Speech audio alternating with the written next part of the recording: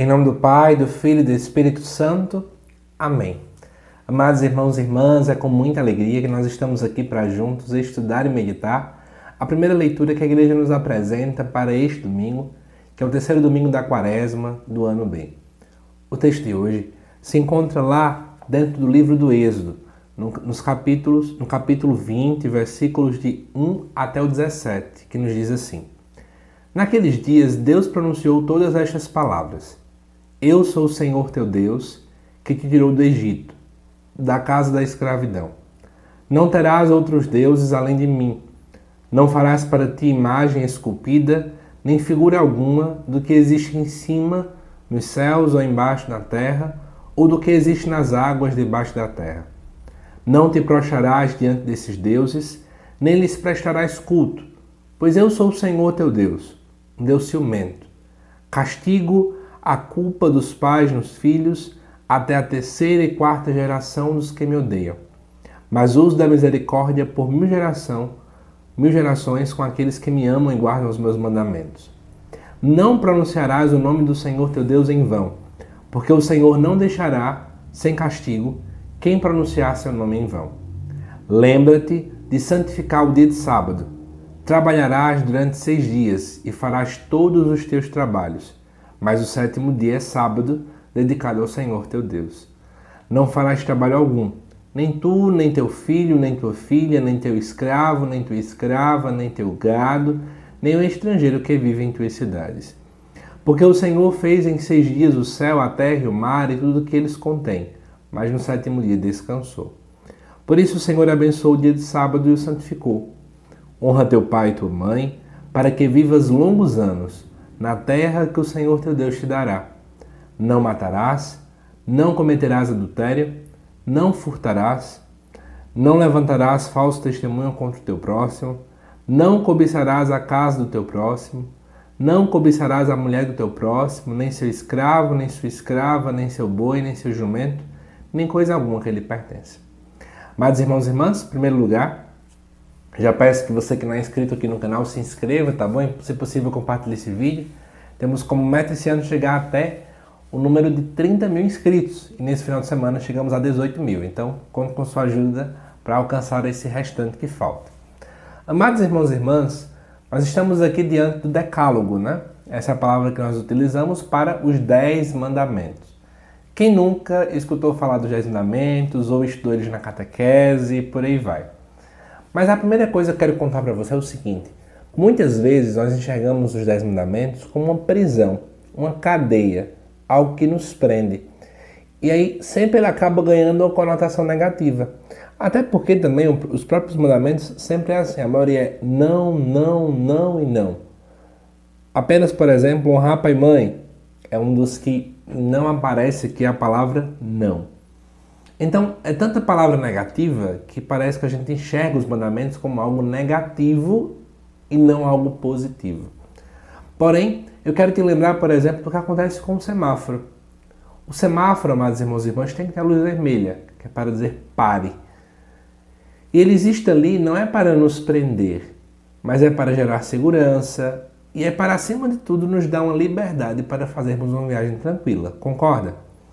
Então, no final das contas, ninguém gosta muito do semáforo. Eu, quando estou apressado, digo: meu Deus, para que esse semáforo? Senhor, abre esse semáforo. Adianta. Mas a gente sabe que ele é para a nossa segurança. Sem o semáforo seria um caos. No final das contas, a mesma coisa acontece com os mandamentos. Eles existem não para nos prender, mas para nos dar uma verdadeira liberdade. Repito, os mandamentos existem não para nos prender, mas para nos dar a verdadeira liberdade. A liberdade de fazer aquilo que Deus quer, a liberdade de sermos filhos e filhas de Deus, a liberdade de estarmos em comunhão com Deus, de realmente fazermos aquilo que é a sua vontade, porque é isso que nos faz felizes. Então, acho que a primeira chave de leitura que a gente pode fazer é em cima disso. Mas, ao olhar o texto, a gente pode perceber que, na verdade, aqui começa falando que é o próprio Deus que fala, não é por Moisés. Deus fala de modo direto, segundo o texto. E aí ele vai começar falando que ele é o Senhor que tirou aquele povo do Egito da escravidão. De novo, se ele nos tira de um lugar ruim, Então ele não está querendo nos prender, não faz sentido, né? E aí ele começa a falar, né? Não terás outros deuses além de mim. Esse é o mandamento mais longo, pelo que nós vemos aqui. Porque é falado no versículo 3, no versículo 4, no versículo 5 e no versículo 6. E aí eu sei que muitos de nós católicos, quando vemos esse texto, a gente fica com uma pulga atrás da orelha. Será que então o fato de a gente ter a imagem aqui de Nossa Senhora, o fato de a gente ter a imagem de Jesus, está querendo dizer que a gente não está indo de acordo com esses mandamentos? Será que é isso mesmo? Já te respondo que não, né? Porque se fosse eu nem estaria com imagens aqui também. Na verdade, amados irmãos e irmãs, o texto é bem engraçado, porque ele fala assim, né? Não pode fazer imagem nenhuma. E dentro de outros versículos, inclusive um deles também está lá em Êxodo, o próprio Deus manda fazer a imagem de querubins para colocar do lado da Arca da Aliança. Ora, querubins estão no céu, então estão sendo feitas imagens de algo que está no céu. Está percebendo o problema? Na verdade, o grande objetivo desse texto aqui é poder falar das regiões vizinhas. O povo vizinho fazia também imagens, mas a imagem era feita no sentido de, geralmente, manipular o seu Deus. Então, por exemplo, eu fazia a imagem de Nossa Senhora, não era para recorrer a ela em oração, para olhar para a imagem e lembrar dela, não era nesse sentido, mas era assim, quando eu fizer a imagem de Nossa Senhora, agora eu faço com essa imagem o que eu quero. Eu vou dar um exemplo de algo que o povo acha bonito, mas é a coisa mais ridícula do mundo. O pessoal pega a imagem de Santo Antônio, coloca ele de cabeça para baixo, virado, né, ali dentro de um copo de água e diz assim, só vou tirar quando você me fizer tal milagre. Gente, eu estou querendo manipular um santo por meio de imagem. Isso é idolatria. Atenção. Eu estou querendo pegar uma realidade que vai além do nosso mundo, então a realidade do céu, e essa realidade eu estou querendo manipular por meio da imagem. É isso que o mandamento está condenando. Nós não temos imagem para manipular Jesus, para manipular Nossa Senhora, para manipular os santos e anjos. De modo nenhum. As imagens nos ajudam a rezar. Ponto final. Então, é nesse contexto que é a grande crítica daqui, né? Muitos, na verdade, faziam isso nas imagens e outros, inclusive, faziam adorações a essas imagens. Nós católicos não adoramos imagem. De modo nenhum. O que é que significa adoração? Não sei se você sabe disso. Adorar quer dizer que eu reconheço naquilo que eu estou adorando a minha salvação.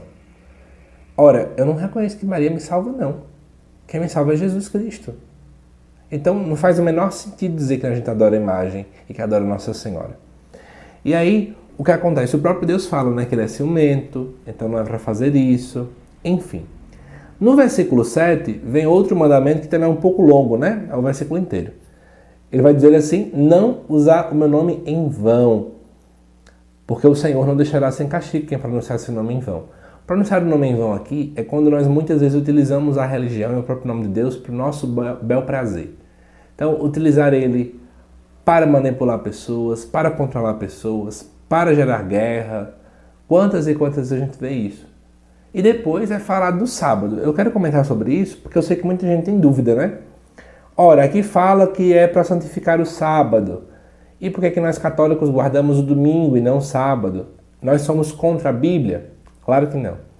Mas a questão é a seguinte. Naquele tempo, o sábado era o dia principal justamente porque só tinha acontecido uma criação. Estranha essa palavra, né? Mas eu te explico. A primeira criação ela aconteceu lá no Gênesis. Foram 7 dias. No 7º dia o Senhor descansou. E esse 7º dia é o sábado. Mas a humanidade pecou. Era preciso passar por uma nova criação, digamos assim. E essa nova criação ela vem na pessoa de Jesus Cristo. Então, no final das contas, nós católicos acreditamos que teve uma segunda criação. E aí nessa segunda criação acontece o ápice que é a ressurreição. E a ressurreição ela não acontece no sábado, ela acontece no domingo. Por esse motivo nós guardamos agora o domingo. Porque para nós, muito mais do que a primeira criação, a segunda criação, que é a que Jesus nos traz, ela é muito mais importante do que a primeira. Então é nesse contexto.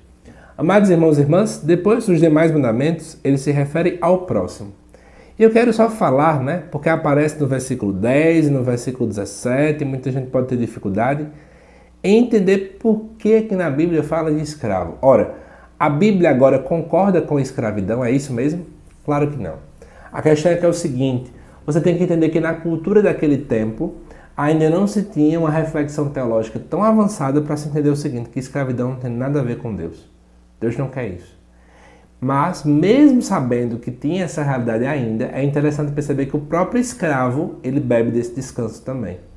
É como se fosse assim, todas as pessoas precisam parar, no nosso caso, no domingo, para buscar pensar em Deus, para ter esse encontro com Deus, para ir à Santa Missa, né? Para refletir mais sobre as coisas sagradas. Tudo isso dia de domingo, que naquele caso era o dia de sábado. Então, eu acho que olhar para esses mandamentos também nos aponta para a confissão. Quaresma é tempo disso. Dica número 1 para você, busca a confissão à luz dos mandamentos. Dica número 2, à luz desse texto, refletir que os mandamentos não são uma cadeia que nos prende, mas é algo que nos leva à liberdade. Acho que isso é importante a gente poder colocar.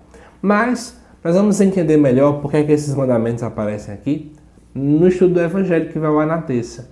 Lá a gente vai entender a estreita ligação que tem esse texto com um episódio que acontece lá no Evangelho de João. Jesus chegando e com um chicote, destruindo tudo ali no templo.